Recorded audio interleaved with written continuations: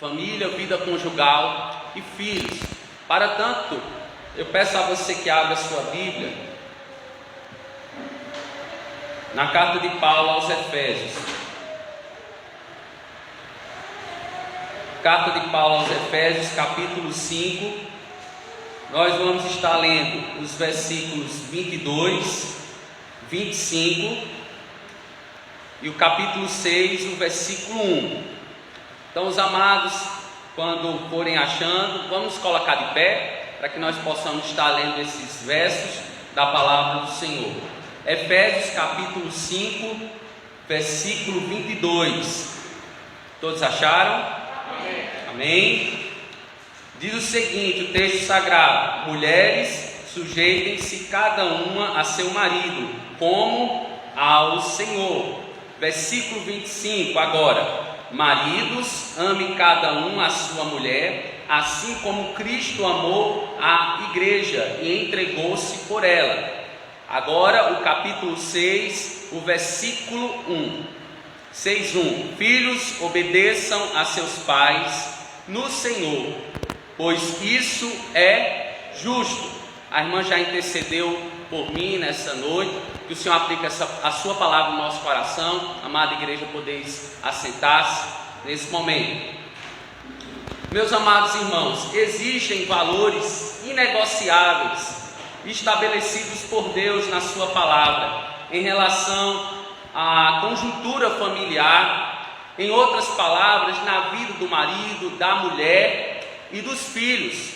Os valores para a família cristã são um conjunto de características determinadas pela Escritura, porque sabemos que a Escritura é o nosso manual de fé e de prática, e é por meio dela que devemos nos comportar e nos posicionar dentro da sociedade em que vivemos.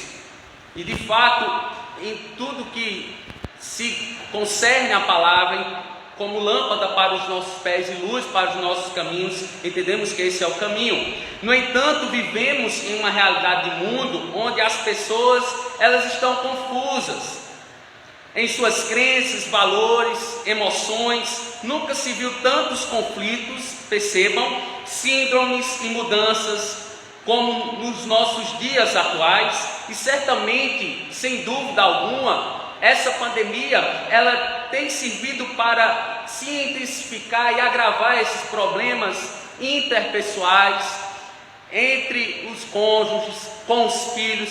Veio a se intensificar tudo isso. E segundo alguns dados científicos, observamos através de estudos acerca do comportamento humano, de acordo com Augusto Cury, ele vai dizer o seguinte: estima-se que a metade da população mundial, mais de 3 bilhões de pessoas, sofrerão e continuam sendo acometidos de transtornos de ansiedade. Pois bem, se vocês observarem agora, olhem para suas Bíblias, observem, a carta de Paulo aos Efésios reflete sobre a vida plena, a vida completa e inteira em Cristo Jesus. Vivermos também na supremacia da glória de Cristo.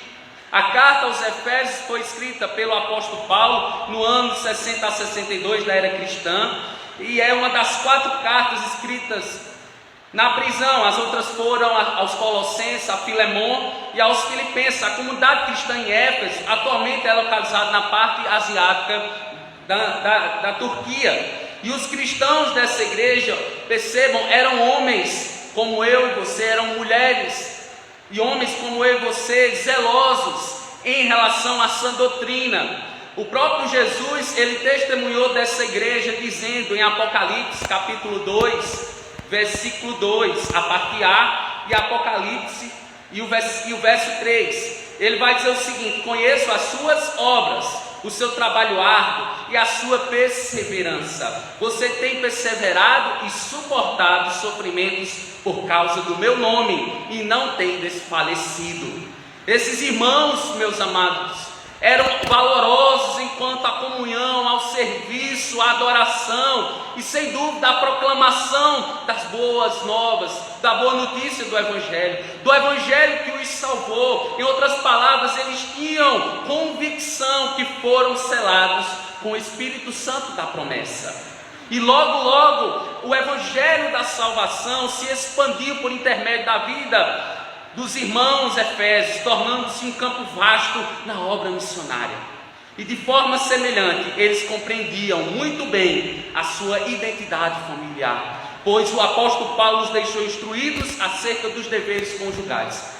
Nós estamos diante do contexto imediato do texto que nós lemos inicialmente, dos versículos 22 a 33 do capítulo 5, e o capítulo 6, dos versículos 1 ao 3, alguns deveres conjugais que Paulo ele vai orientar e instruir a igreja em Éfeso. E diante disso iremos meditar no seguinte tema esta noite: existe um padrão de família na Bíblia.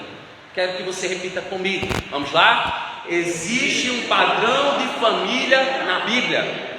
Que padrão de família a Bíblia revela? Que padrão de família a Bíblia mostra? Manifesta. Em primeiro lugar, o padrão da mulher submissa ao seu marido. A vida cristã, meus amados, é vivida sempre no enchimento do Espírito Santo. Ela é vivida andando no Espírito, e sem ele, muitos dizem assim: a vida cristã, tem uns que pensam, é fácil ser vivida. Outros ainda pensam assim: a vida cristã é difícil ser vivida. Mas eu quero te dizer, à luz das Escrituras, que a vida cristã é impossível ser vivida se não for na dependência do Espírito Santo, se não for no enchimento do Espírito Santo, se nós não deixarmos sermos enchidos, preenchidos totalmente pelo Espírito Santo. Se não fizermos isso, se não buscarmos, nós não seremos cônjuges segundo a palavra do Senhor. Nós não viveremos uma vida conjugal segundo a palavra do Senhor. Nós não criaremos os nossos filhos segundo a palavra do Senhor. Quando vivemos esse enchimento, meus amados, veremos os benefícios, claro, os benefícios dos mesmos. A parte final do versículo 18, capítulo 5, versículo 18 diz: deixem-se encher pelo Espírito. É justamente quando o casal está cheio das virtudes do Espírito Santo que Paulo vai dizer que há benefícios nisso. A exemplo disso, a submissão feminina. Observe o versículo 22, vai dizer, e eu quero que todas as nossas amadas irmãs possam estar lendo juntamente comigo. Vamos lá? Vamos dizer: mulheres, sujeitem-se a seus maridos como ao Senhor. Sujeitem-se aos seus maridos como ao Senhor Deus. E esse versículo está dentro de um assunto referente aos deveres das esposas e dos maridos. Está dentro dos versículos 21 a 33. E segundo alguns estudiosos, eles vão chamar de códigos domésticos para o casal cristão, ou seja, os valores estabelecidos para a vida conjugal, não somente para aquela geração mais deixada esses princípios bíblicos para mim e para você. Princípios esses importantíssimos para todo casal cristão que quer viver o significado correto do casamento que agrada a Deus. Você quer viver o significado correto do casamento? Preste atenção no segredo conjugal que Paulo ele vai dar aqui ele vai sinalizar o segredo aqui. E qual será o segredo então para termos um sucesso no nosso casamento? O segredo, sem dúvida, é viver, claro, em conformidade com a palavra do Senhor. Não tem outra orientação bíblica para isso, mas é viver conforme o que o Senhor deixou claro na sua palavra. A mulher vive esse padrão quando se sujeita a quem? Ao seu marido. Em outras palavras, quando ela se submete. A submissão aqui, a submissão bíblica aqui tem a ver com o serviço, com a honra, com a reverência prestada por um servo ao seu Senhor. E segundo Hernandes Dias Lopes, ele vai dizer o seguinte: não devemos pensar que a submissão que Paulo recomenda às esposas seja outra palavra para inferioridade. Não se está se tratando de inferioridade, não se está se tratando de superioridade, mas de serviço como auxiliadora forte e idônea, que está ao lado do seu esposo, ajudando na administração, na gestão da família. Ou seja, minhas irmãs, prestem atenção, a submissão cristã sua ao seu esposo, bem como ao Senhor da sua vida, nunca isso vai lhe deixar numa posição de inferioridade, de forma alguma, mas de destaque ao lado do seu marido. vai lhe destacar ao lado do seu esposo. Irmãos, a mulher se sujeitar, melhor dizendo, em nosso tempo, se submetendo ao marido hoje em dia, como ao seu senhor, é quase que a morte para as feministas no nosso tempo. Vivemos num mundo que as mulheres estão em uma grande ascensão. Eu creio que os irmãos concordam comigo, que elas estão em uma grande ascensão. Elas são a bola da vez, vamos dizer assim. São elas que administram tudo em casa, em algumas situações. São elas que colocam dinheiro dentro de casa em algumas situações. São elas que levam as crianças para a escola. São elas que estão pegando as melhores oportunidades de emprego no mercado de trabalho. E eu quero te perguntar essa noite: você, mulher cristã, você tem procurado viver a sua família um reflexo do padrão de Deus? Irmãos, Paulo ensina nesse verso que a mulher deve ser auxiliadora forte, e o homem como líder servo de sua esposa. Nisso eles se complementarão, sendo iguais perante Deus. Porém, no casamento, o homem tem a liderança. Tal liderança não é absoluta, mas dá ao marido a iniciativa no casamento, a qual a mulher responde de forma positiva à liderança do líder servo. Em outras palavras, a esposa cristã é chamada à grata aceitação do cuidado e da liderança por parte do seu marido. O marido que cuida, o marido que zela, o marido que olha o bem-estar da sua esposa. Certamente não é duro, não é difícil se submeter dentro dessa liderança do cuidado e do zelo. Em outras palavras, irmãs, se submetam aos seus maridos. Amém, amadas? Isso nunca irá lhe diminuir, pelo contrário, isso vai trazer honra e louvor ao seu Senhor. Amém, irmãs? Existe um padrão de família na Bíblia. Que padrão de família a Bíblia revela? Em primeiro lugar, vimos o padrão da mulher submissa ao seu marido. Em segundo lugar, o padrão do homem que ama de forma incondicional a sua esposa. Então, se o padrão, percebam, se o padrão de Deus para a mulher cristã no casamento já é impossível de ser revelado sem a pessoa do Espírito Santo, especialmente irmãs, infelizmente, que tem maridos descrentes, a dificuldade ainda aumenta. Imagina o do homem cristão. Dentro do casamento, vamos dizer que é impossível ao quadrado. Sem intervenção sobrenatural do Espírito Santo, o esposo, o marido, não conseguirá conduzir a vida familiar, bem como da sua esposa e dos seus filhos. Paulo vai citar no versículo 31, e os dois serão uma só carne. Em seguida, no versículo 32, Paulo vai dizer literalmente que esse é um extraordinário mistério, um mistério profundo. Refiro-me, Paulo dizendo, porém a Cristo e a igreja. Irmãos, preste atenção aqui, varões, aqui é para os homens. Qual é o segredo do casamento? Paulo aqui acrescenta, mas eu me refiro a Cristo e à igreja, indicando aqui que tinha dito anteriormente no versículo 25, os homens casados, vamos ler comigo, vamos lá, os amados irmãos, maridos, amem suas mulheres, assim como Cristo amou a igreja e entregou-se a si mesmo por ela. Em resumo, eu acho interessante que o pastor Timothy Keller vai dizer o seguinte: o segredo do casamento não é apenas o casamento em si, é a mensagem de que os maridos devem fazer pelas esposas aquilo que Jesus fez para nos unir a Ele.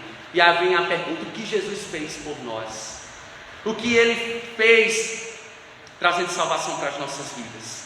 A gente sabe que Jesus, Ele se entregou por nós. Jesus, o Filho de Deus, embora em relação de igualdade com o Pai, abriu mão da sua glória e assumiu nossa natureza humana. Filipenses 2,5. Pergunta a você, marido cristão, que me escuta nessa noite: você tem se entregado como líder servo da sua esposa? Você tem renunciado o seu orgulho, a sua glória, entre aspas, O orgulho é essa glória do homem, entre aspas, sua vontade em favor do bem-estar da sua esposa e filhos. E as irmãs aqui, elas vão concordar comigo que homem é visto de cabeça dura, não é verdade? Homem, quando coloca uma coisa na cabeça, pode chover canivete.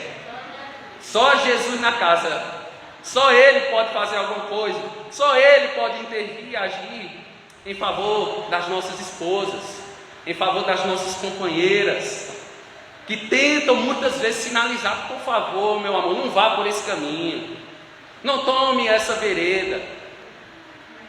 Então, muitas vezes o que acontece? Nós não escutamos e é o que acontece, vamos lá, quebramos a cara, erramos, desviamos do alvo, que é a glória de Deus, muitas vezes, entristecemos o Espírito Santo, agredimos a santidade de Deus, infelizmente, por causa do nosso orgulho próprio, essa glória nossa, né? A glória é o orgulho, muitas vezes. No entanto, o serviço sacrificial, amados, de Jesus, nos uniu a Ele e uniu a nós de forma profunda.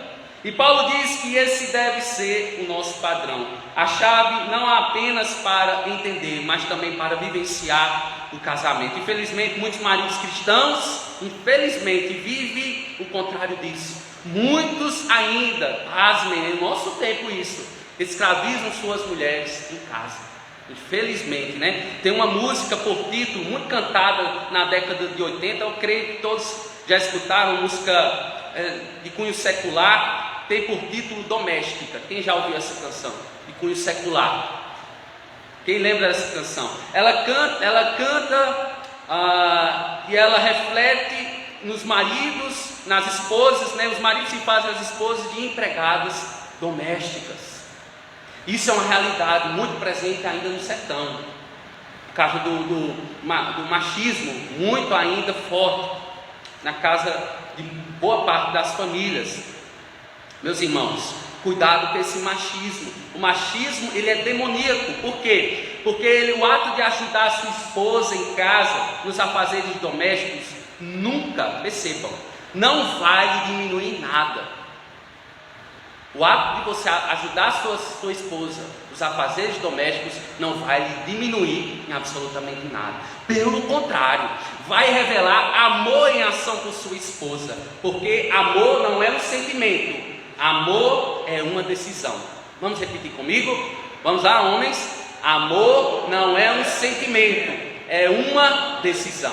Decida amar sua esposa com zelo e cuidado. Estamos refletindo que existe um padrão na Bíblia. Que padrão de família a Bíblia revela? Em primeiro lugar, a mulher submissa ao seu marido. Em segundo lugar, o padrão do homem que ama de forma incondicional a sua esposa. Por último, o filho obediente aos seus pais. E aqui eu quero que os amados, aqueles que são pais, prestem atenção o que a palavra vai instruir em relação aos filhos. Versículo 1: Filhos, obedeçam aos seus pais no Senhor, pois isso é justo. O papel dos filhos na família, descritos nos primeiros versículos do capítulo 6, é respeitar os pais em obediência, como um ato de justiça, como um ato de honra e, por fim, como um ato de lealdade. A Bíblia cita esse mandamento 9 vezes.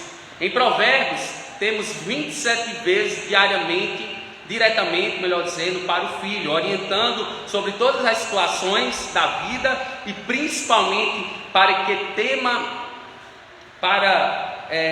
da vida e principalmente para que ele tema a Deus e siga os seus valores. A cada dia com certeza os pais aqui que estão aqui, a cada dia está mais difícil criar os filhos no temor ao Senhor, diante dos valores corrompidos, diante da contemporaneidade.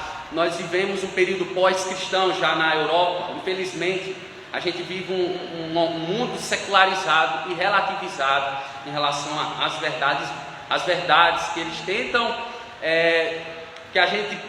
os valores desses corrompidos, o mundo ele quer que a gente engula e se alimente desses valores. Mas nós devemos manter a firmeza, amém? Nós devemos manter a constância, uma vida devocionalmente regrada, vai fortalecer o teu coração, enquanto pai, enquanto mãe, você como sacerdote do teu lar, colocando a palavra da verdade no coração, na mente dos seus filhos. E os filhos, eles devem não apenas amar os pais, Os filhos devem dar ouvidos à instrução dos pais, retendo os princípios bíblicos, né? Os filhos devem temer aos pais, porque são representantes de Deus em suas vidas. Quer te dizer que você é um representante de Deus na vida dos teus filhos. E como representante de Deus, Deus te deu a incumbência, a responsabilidade do cuidado por toda a vida do seu filho. No entanto, a criação de filhos obedientes hoje nos padrões bíblicos, como já falei, é uma missão dada por Deus aos pais na dependência do Espírito Santo. Não é uma obra meramente sua, da força do seu braço, da sua intelectualidade, mas é Deus na sua vida lhe dando essa instrução. Interessante que o Salmo 32, versículo 9, versículo 8 vai dizer o seguinte: instruir-te-ei, te ensinar-te-ei o caminho que deve seguir, e sob as minhas vistas te darei conselho. A instrução, o ensino, e você, de fato e de verdade, não vai estar perdido aos olhos de Deus. Deus em todo caminho vai te dando a instrução, tá certo? Então que você possa a cada dia estar diante da palavra do Senhor, buscando a Ele, para que você seja a cada dia preenchido pelo Espírito Santo de Deus. Você que é pai, você que é mãe, em nome de Jesus Cristo. Os filhos, eles, como sabemos, eles são herança do Senhor. Foi o Senhor que nos deu. Então possamos zelá-los da melhor maneira possível. Para os irmãos terem apenas uma noção, né, do que estou falando, como está difícil hoje criar filhos.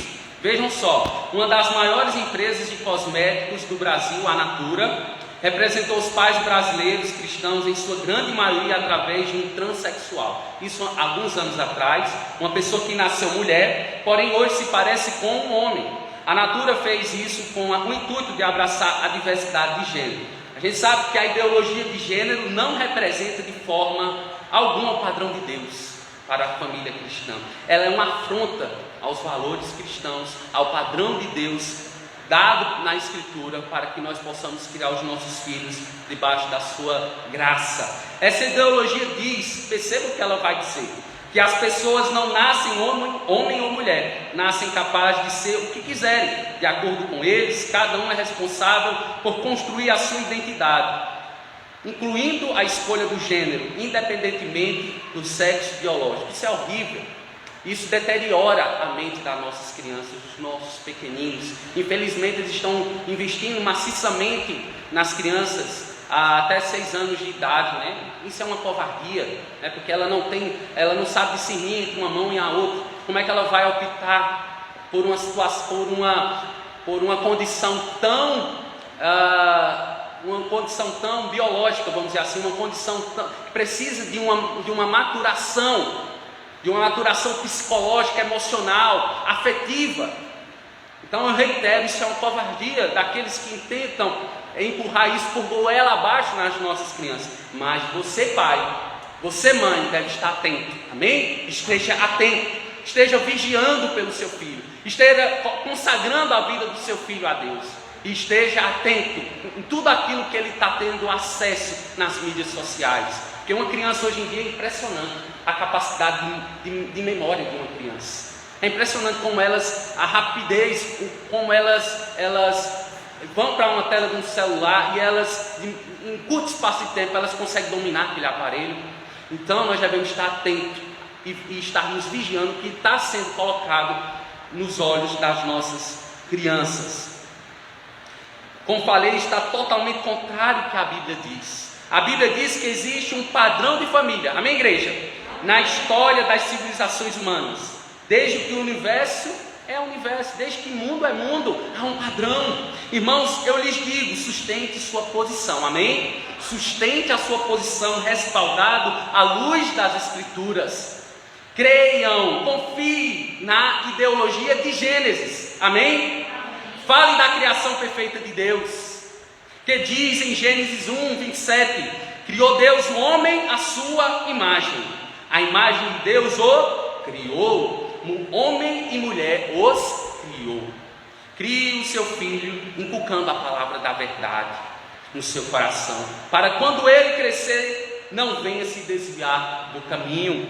Isso é um alerta para todos nós, amém? eu me incluo, né, que se Deus assim permitir, nós seremos pais um dia, eu e a minha esposa, e creio que Deus nos dará a graça que Ele tem dado a cada um dos pais aqui, para criar os filhos na instrução do Senhor. Nós devemos ter cuidado, tenha cuidado com a agenda política que você estará engajado, envolvido no ano de 2022. Esteja atento, meu amado irmão, a minha amada irmã, por favor, esteja atento. Comungo, né, com o pastor Franklin Ferreira. Pastor Franklin Ferreira, ele tem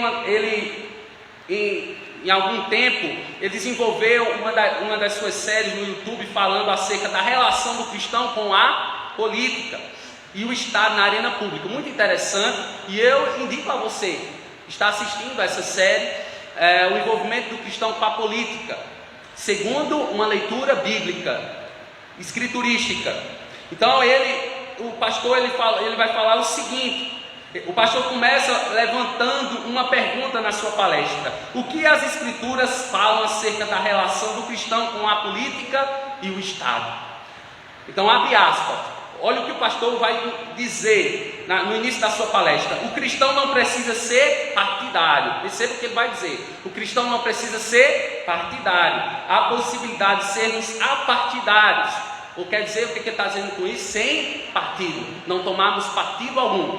Ou seja, não escolher um partido, por assim dizer. Por outro lado, nós não temos a condição de sermos apolíticos. O que ele quis dizer com isso? Negarmos a política. Porque, por exemplo, nós estamos esbarrando, o que ele diz, com a política o tempo todo. Quando você é convidado a dar o seu CPF, por exemplo, né, para gerar uma nota fiscal aqui no estado de Pernambuco, isso é política. Você está sustentando o estado com parte dos seus tributos.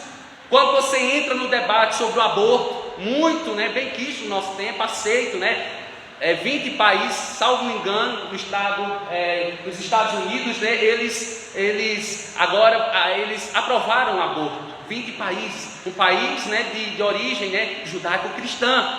E infelizmente está chegando também no nosso país. Por isso nós devemos estar atentos à agenda política. Cuidado.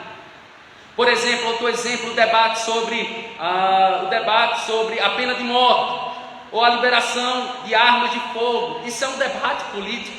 Quando tratamos da união de pessoas do mesmo sexo, isso é um debate político. Quando reclamamos da corrupção, isso também é política. Então que nós possamos, de forma crítica, observar à luz das Escrituras, de maneira santa, nós devemos nos envolver para que nós possamos, segundo o Espírito Santo de Deus, tomarmos as melhores decisões. Amém? Irmãos, nós temos que entender que estamos nesse século, precisamos nos posicionar também no campo político. Agora devemos evitar sermos, agora com isso, partidários. Amém? Evite ser partidário, evite seguir partidos específicos, ou seja, ficar pleiteando votos para ele, para um partido, para uma pessoa, quem quer que seja, né, que lidera aquele partido. Nós não devemos tomar partido, nós devemos ser apartidários, entendendo que nós devemos ter o cuidado. Por que eu digo isso? Que nós devemos evitar os partidos, porque com isso há uma linha muito tênue e muito fina a gente cometer o ato de idolatria. É a idolatria ao Estado. Devemos ser contra a idolatria ao Estado. A família cristã possui apenas uma bandeira. Amém? Amém. E em Êxodo 17, versículo 15 diz: Moisés construiu um altar e chamou-lhe: o Senhor é a minha bandeira. É o Senhor que é a nossa bandeira. Portanto, cuidado com as outras bandeiras, né? Para ser específico, cuidado com os partidos esquerdistas. Cuidado, pois os mesmos obrigam os cristãos a professarem a sua fé de forma privada, apenas em nossas casas, no edifício, entre 4 paredes. Por exemplo, vou citar apenas um exemplo, aos irmãos terem conhecimento de causa. Você vai visitar a França hoje, o cristão, já há algum tempo, né? O cristão é o único que não pode, em praça pública, declarar sua fé.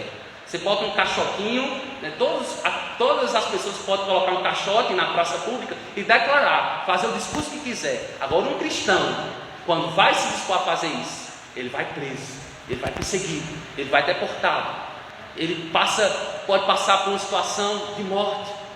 Então é o que nós estamos vivenciando hoje em dia, onde o passo que nós estamos vivenciando hoje em dia, porque eles entendem que o cristianismo, como um opressor das liberdades individuais. De forma alguma. Quem é um cristão verdadeiro, ele goza de uma total liberdade. O total liberdade que só aqueles que têm fé em Jesus e têm uma vida de arrependimento gozam de uma total liberdade. Irmãos, nós somos chamados para expressar nossa fé, não de forma privada, amém? Encurralada. Não, somos chamados para expressar nossa fé em escolas, empresas, clínicas e até mesmo nas esferas de dimensão política. Alguém pode pensar assim: esse pastor é de direita. Eu quero te dizer que eu não sou nem de direita, nem de esquerda, nem de centrão. O meu partido é Cristo. A minha bandeira é o Senhor. A minha bandeira é o Senhor. Como salmista, ele vai dizer no Salmo 97, versículo 1: o Senhor é altíssimo sobre toda a terra. Ele é o soberano dos reis da terra. E a terra nos Salmos, meus amados irmãos, não se restringe apenas à terra de Israel, mas a todo o cosmos. O Salmo 47, versículos 7 e 8 diz: pois Deus é rei de toda a terra, de Israel, pois o Deus da terra de Israel, mas a todo, Salmo 47, versículos 7 e 8 diz: pois Deus é o rei de toda a terra, cantai louvores com salmo. Deus reina sobre as nações, Deus está assentado sobre o seu trono santo. Esses salmos que cantamos e oramos, eles falam sobre a soberania de Deus, amém, igreja? Sobre toda a criação, por todas as gerações. Em outras palavras, não existe um centímetro da criação que o Senhor não diga: isso não me pertença. Isso é uma citação de Abraham Kuyper. Gente, observe a agenda esquerdista. Cuidado, vou reiterar minha fala. Cuidado, é uma tentativa de colocar uma venda no padrão de família na Bíblia. Eles querem abolir a família cristã brasileira. Segundo alguns estudiosos, a antiga esquerda entendia que o proletariado e os pobres iriam dominar o mundo. Já a nova esquerda, desde meados de 1960, se tornou dominante hoje. E a nova esquerda entende que as minorias que irão, perceba a loucura, as minorias é que redimirão o mundo, serão os LGBTs, percebam, os negros, os índios e as mulheres. São elas que redimirão o mundo. Então, tenhamos cuidado. Sejamos vigilantes. Para concluir, prestem atenção, pais cristãos. Vou dizer 3 responsabilidades dos pais para preservar valores bíblicos na sua família. Amém? Preste atenção nessas três responsabilidades que você tem como pai cristão. A primeira, intercessão. Você tem orado por seu filho? Você tem consagrado a vida do seu filho nas mãos do Senhor? Você tem orado com os seus filhos e pelos seus filhos? A segunda responsabilidade, instrução, educação religiosa. Não terceiriza a educação religiosa do seu filho para com o Estado. Ele não tem nenhuma responsabilidade nisso. Você tem essa responsabilidade de educar, de firmar na verdade o seu filho. Se depender dele, seu filho está arruinado. Ele está arruinado em tantas outras ideologias contrárias à revelação bíblica. Tenha cuidado. Você é o principal discipulador, amém? Você pai cristão, você mãe cristã, vocês são os principais discipuladores, educadores e orientadores dos seus filhos. A terceira responsabilidade, intervir, agir com firmeza, dizendo o não quando for possível ao seu filho, dizendo sim quando for possível ao seu filho, amém? Não crie a sua criança, o seu bebê, a sua criança só com sim, mas o não também ele é pedagógico, ele traz respeito a você, ele traz honra a você, ele traz louvor a você. O não, então eduque com amor, corrigindo e disciplinando os seus filhos com amor e firmeza. Amém, pais? Amém. Vocês, pais, precisam amar a Deus para ensinar os seus filhos a amar a Deus. Os pais devem disciplinar os seus filhos com amor enquanto há esperança, enquanto há tempo. Não deixe para amanhã. Há uma janela na infância que é extraordinária. O filho, ele aprende muito com reflexo. Tudo que nós, os pais, são um espelho de fato e de verdade consigo. Então eles aprendem uma noção de rapidez, uma palavra que a gente fala, a criança ela já coloca no seu vocabulário. Então que nós sejamos atentos com tudo que nós temos ensinado aos nossos filhos. Os pais, eles devem continuar disciplinando e corrigindo em amor. Os pais devem gerar vida espiritual nos seus filhos.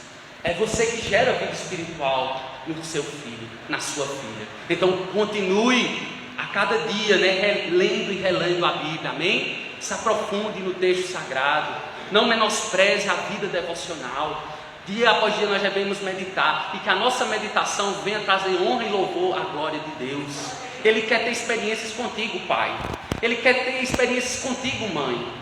Experiências profundas, para que você tenha de fato uma vivência no Espírito, para alimentar o seu filho espiritualmente, em nome de Jesus. Peço por favor que você, no ano de 2022, não menospreze a leitura e a meditação, mas esteja a cada dia se preparando, meditando na Santa Palavra, retendo aquilo que o Senhor tem te dado, a boa porção. Deus vai derramar dia após dia uma porção da palavra, para que você traga orientação para o seu filho. A vida espiritual dos seus filhos é responsabilidade sua, pai e mãe, que me escuta nessa noite, para que eles cresçam de forma saudável. Amém? Amém. Que o Senhor aplique a sua palavra no nosso coração. Curva a sua cabeça nesse momento. Vamos falar com o Senhor mais uma vez.